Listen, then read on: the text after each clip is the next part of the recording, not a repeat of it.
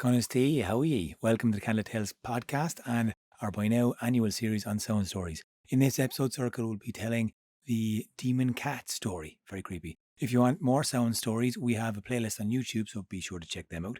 We are doing a lot of exciting events with Puka Festival this year, so please check out their website for more details and check out our website for our upcoming show that's live in the Sugar Club this November. This podcast is brought to you by our podcast supporters on Patreon. And you can join them by going over to patreon.com/candlelittales or make a one-time donation on the PayPal button on our website. Like and share, and above all else, enjoy the story. Hey, Sorika, tell us the story, will you?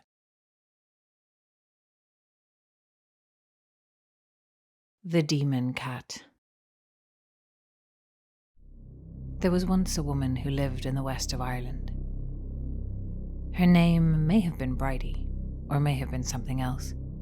But for now, let's think of her as Bridie.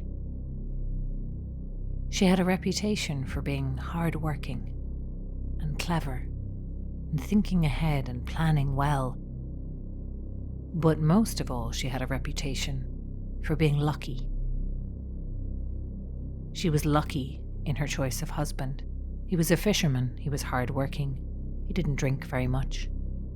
He brought home his catch to her and left it to her, how it would be divided and how it would be sold and how it would be used.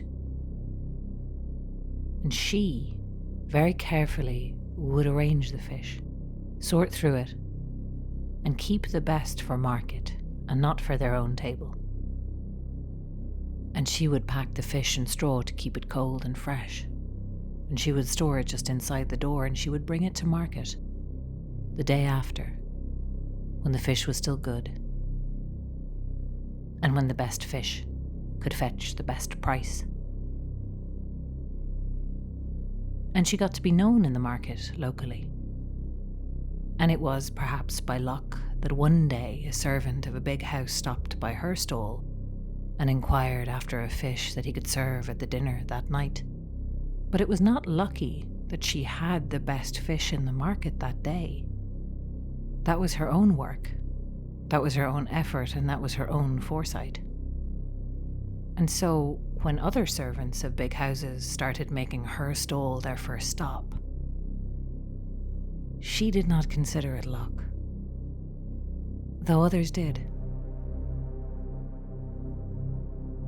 And word of her luck began to spread. And when one is considered to be lucky, others talk. And others wonder, what was done to deserve such luck? How is it fair that one person should be lucky and another should be unlucky, and another have only middling luck?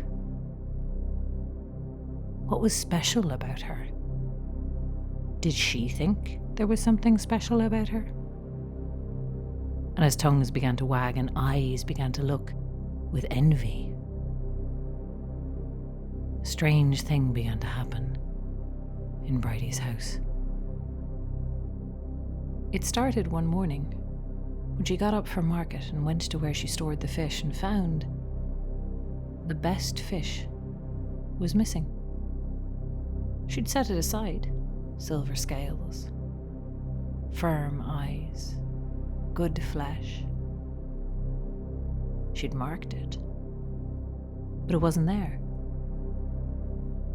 And a few other of the fish were missing as well. But there was no sign of the door being forced. There was no sign of the window being broken. There was no sign of any entrance, except for her own and her husband's. So she brought what fish she had to market, and she thought ahead at what she would do the next time her husband brought home a catch. And when he next came back with a catch of fish, and she cooked what she wanted to cook, and set aside the best as she always did, she decided to wait up, by herself, by the fireplace, gripping a poker in her hand, just in case. Although she didn't think anyone had broken in, she was sure she would have heard. And she waited up a long time, until the fire burned low and her head began to nod. And then she heard something strange. It was the sound of a small something pushing against the latch, kind of furtive little scratching. And she saw then the window edge open just a touch, and through it slinking came the strangest cat she'd ever seen. Its head was sharp and pointed.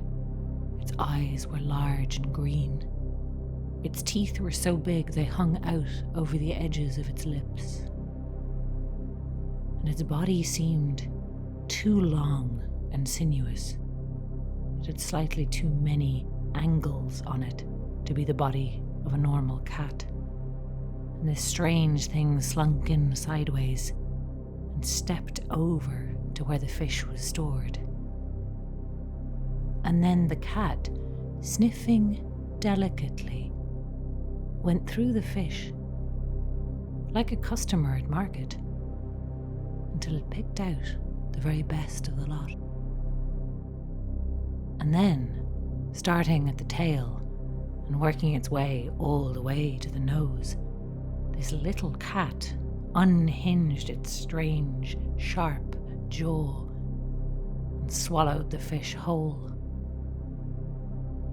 Bridie was astonished, but she made no move.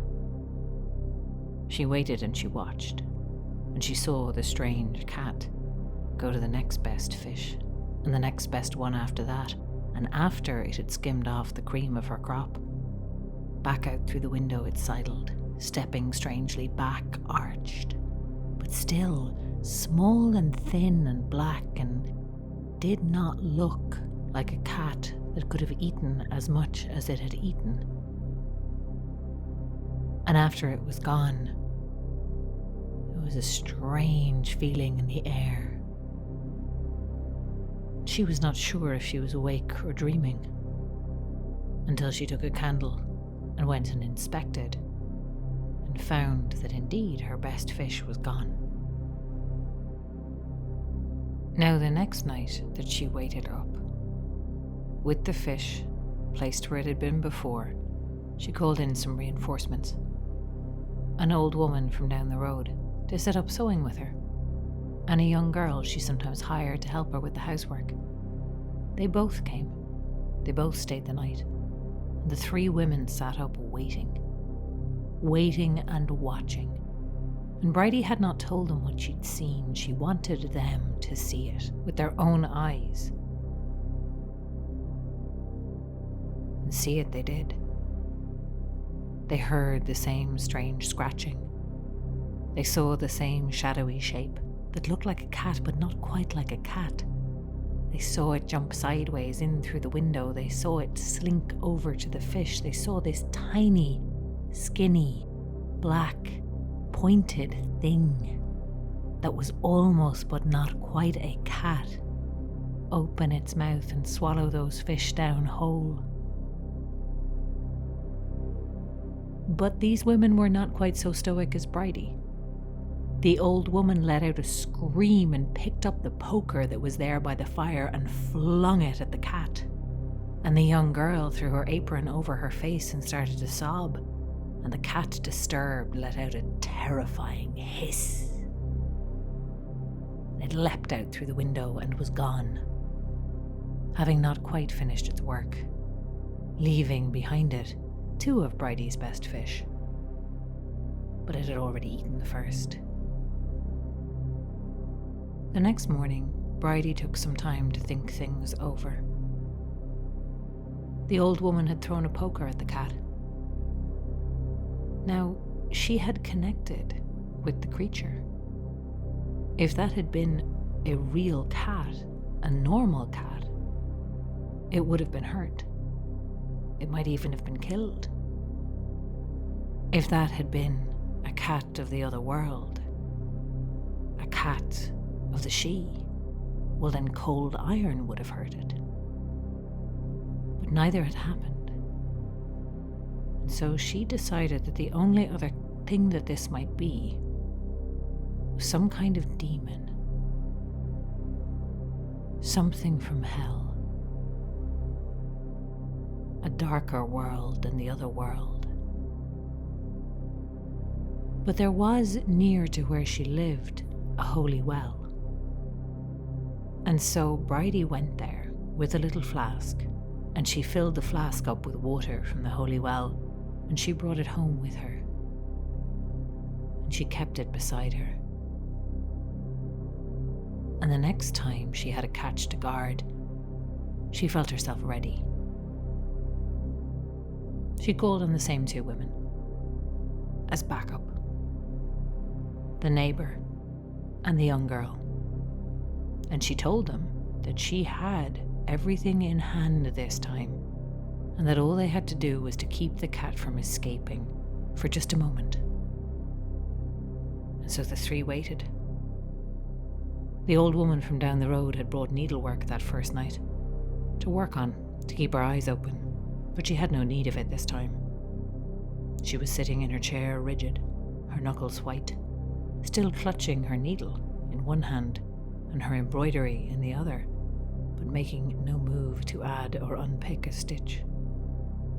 And the girl stood by the door, trembling, and Bridie herself sat by the fire, trying to pretend that she was calm,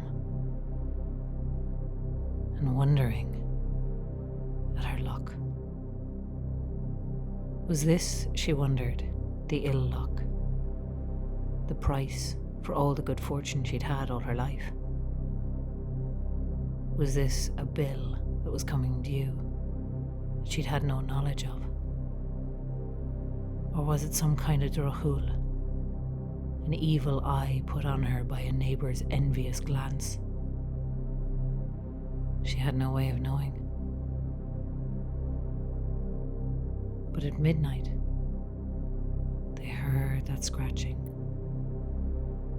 They saw that strangely jointed creature slipping through the crack of the window, sidling towards the fish, giving them a narrow glance out of its slanted green eyes that looked like the eyes of a cat almost. Its back arched like an angry cat.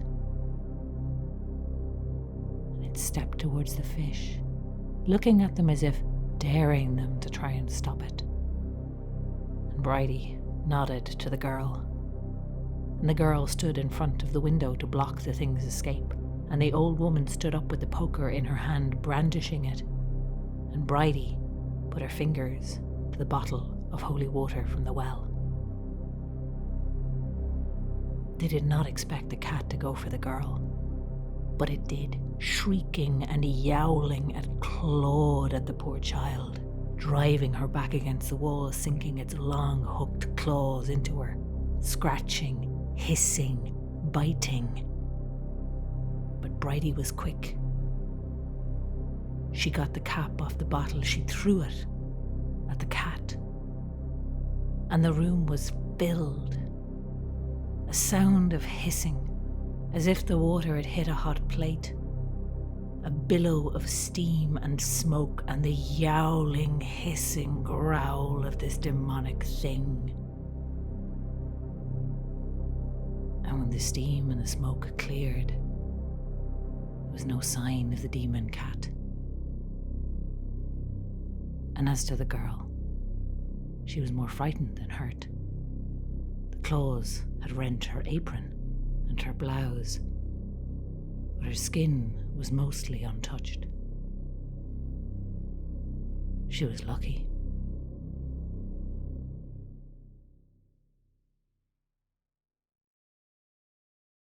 This podcast was produced and edited by Alan Homan, with music from Alan Homan. You can find out more about us on our website, candlelittales.ie. And we're on all social media, so like and follow us on Facebook, Instagram and Twitter at Candlelittales, or send us a message or get onto our mailing list. For more videos and live streams, like and subscribe to our Candlelit Tales YouTube channel, which now has a Candlelit Tales for Kids playlist. # Candlelittalespodcast.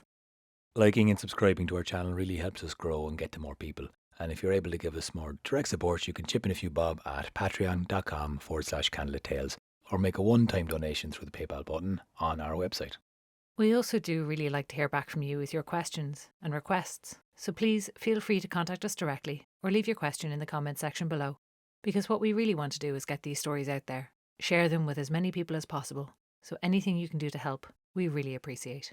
And we really appreciate you listening. Gurb Mila Malgat.